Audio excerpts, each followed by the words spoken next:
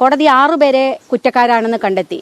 പക്ഷേ കോടതി കണ്ടെത്തേണ്ട കാര്യം ഈ 6 പേർ എന്തിനു വേണ്ടിയാണ് ഈ കുറ്റം ചെയ്തത്, ഈ കുറ്റത്തിന്റെ പിന്നിലുള്ള ഗൂഢാലോചന എന്ത്, ആരാണ് ഇവരെ പറഞ്ഞയച്ചത്, അത് കണ്ടുപിടിക്കണ്ടേ? ഇത് ഇന്നയാളുകൾ കുറ്റം ചെയ്ത് വളരെ കൃത്യമായിട്ട് അറിയാം. അവർക്ക് വേണ്ടിയല്ല, ഒരു കൂട്ടം ക്രിമിനലുകൾ ഇത് ചെയ്തത് മറ്റാരോ അതിന് പിന്നിലുണ്ട് എന്നുള്ളത് വളരെ വ്യക്തമാണ്. ആ ആളെ കണ്ടുപിടിക്കാൻ പ്രോസിക്യൂട്ടറിന് സാധിച്ചില്ല. ആ തെളിവുകൾ കൊണ്ടുവരാൻ വേണ്ടി അതിനെ അകത്തേക്ക് വിധി കൊണ്ടുപോകാൻ ആ ജഡ്ജിക്കും സാധിച്ചില്ല.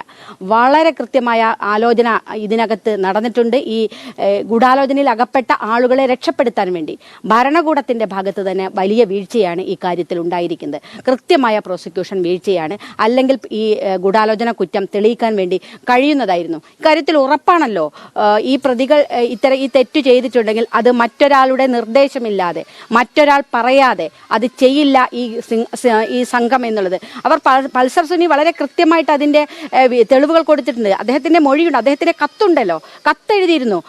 പിന്നെ ഈ ദിലീപ് പറഞ്ഞിട്ടാണ് ചെയ്തത് എന്ന് വളരെ കൃത്യമായി പൾസർ സുനിയുടെ കത്തുൾപ്പെടെ ഉണ്ടായിട്ടും അതൊന്നും തെളിവായി എടുത്തിട്ടില്ല എന്നുള്ളതാണ് ഈ കാര്യത്തിൽ. അപ്പോൾ വളരെ കൃത്യമായ വീഴ്ചയാണ് പ്രോസിക്യൂട്ടറിന്റെ ഭാഗത്തു നിന്നുണ്ടായിരിക്കുന്നത്. ഭരണകൂടം വളരെ കൃത്യമായി ഈ പ്രതികളെ രക്ഷപ്പെടുത്താൻ വേണ്ടിയുള്ള ശ്രമം നടത്തി.